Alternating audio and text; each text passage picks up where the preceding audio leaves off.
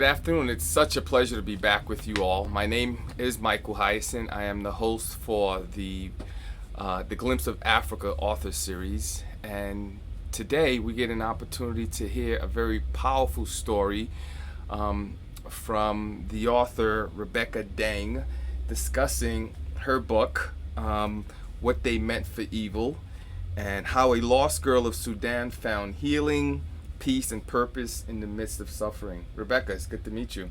It's nice to meet you too, Michael. It's awesome to, as you and I were talking before we went live, just to hear your journey is just so powerful.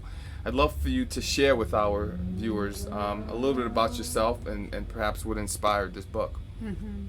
Yeah, first of all, I think what inspired to write this book, I would really credit it first to some of my friends and college professors that have told me, have you ever thought of writing? And so over the years, they asked me, when I read your writing, you are a natural writer. And I'm like, well, how can that be?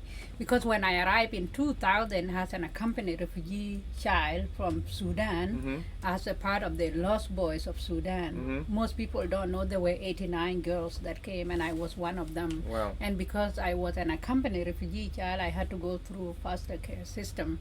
So with that, you know, like when you just come, I came from Africa at 15 in a continent where I had a black privilege. I was never reminded of my skin or anything. I never even thought of it. There was war going on, but I never thought of my skin. And then coming here, and then, you know, I'm an immigrant, I'm a refugee, I'm an ESL student. There were just a lot of things. So when I start learning English, I thought, like, you know what, there is a part of Africa or part of our history that is not covered. Most of the time you see news covering only the brokenness, but before something break, it had to be put together. It had to be together. Yeah. So I was like, maybe one day I will write. And then it was one night, there was a news on TV about the U.S. border, the children being separated from their families. And it hit me at that time. I just literally had a flashback of me being ripped apart from my family and my village being touched down. And I grabbed my iPhone that night and wrote about like 25 pages. Wow. Just like coming back, my experience coming back.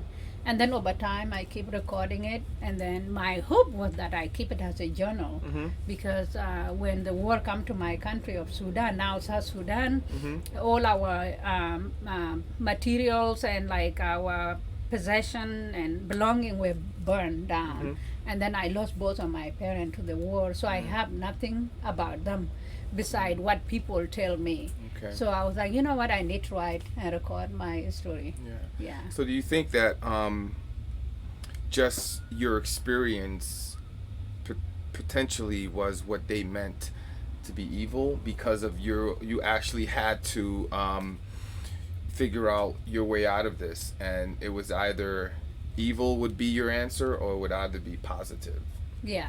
Well, for me, the title came, What They Meant for Evil, was really, it's based on the history of Joseph, where his brothers was like jealous about him and his gifted his skill, and they want to kill him.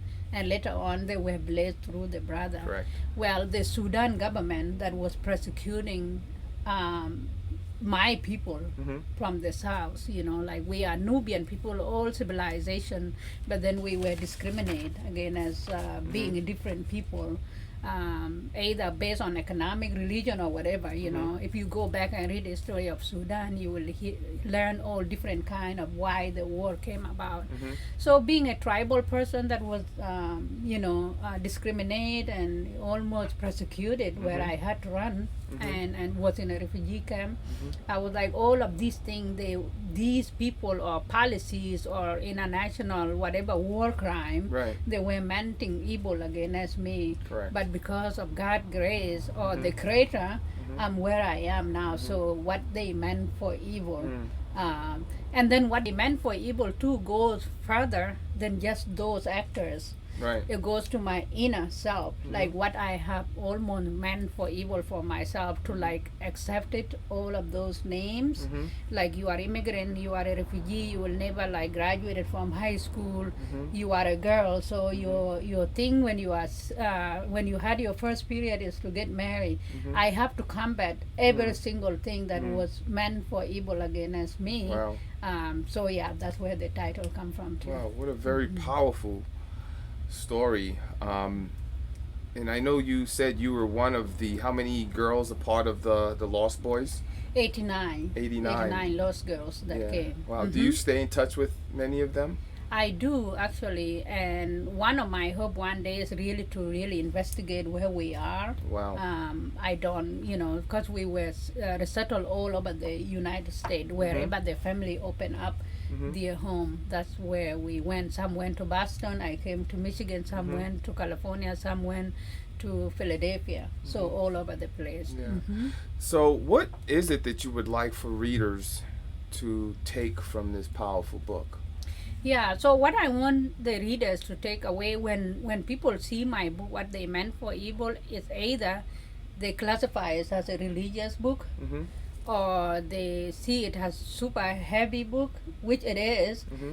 But this book have a lot of things. You will laugh, you will cry, and it cover just the expand of humanity, of human life. From my beautiful village being set in a And what was the name of the village? Do you remember? the village was called Duk. Duk. Duk Padiet, yeah, and a small sub village called Arwai Mayan, and it is in my book.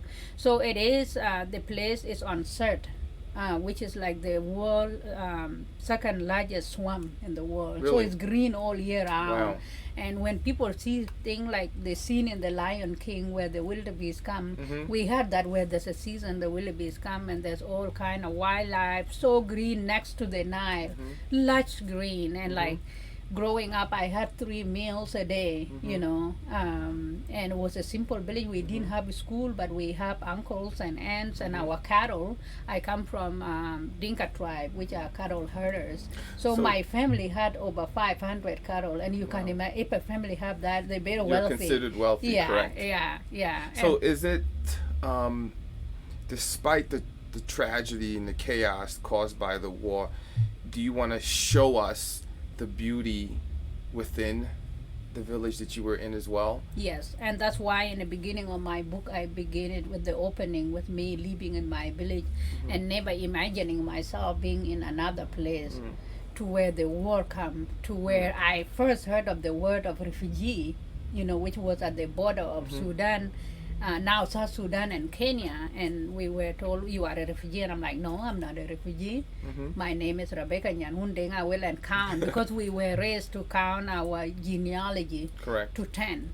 And they're like, well, you are a refugee now. Not only are you a refugee, it will not even say you are a refugee, you will just be given a number. Wow. So you go from knowing your genealogy to being a number, and then living for 8 years in Kakuma refugee camp. It's so interesting. I mean, it just goes back to the history of America, where many of our ancestors, were enslaved and having to now, during the Emancipation Proclamation, figure out where their journey is and who they are, and trying to figure life, to the current, existence of where we are in the state, in this country of America. I'd love for you to just share with us how we can get a hold of you, find out more information, because this book is so beautiful and it's inspiring, and it just invites us into your world, and we'd love to be a part of it. Yeah, thank you.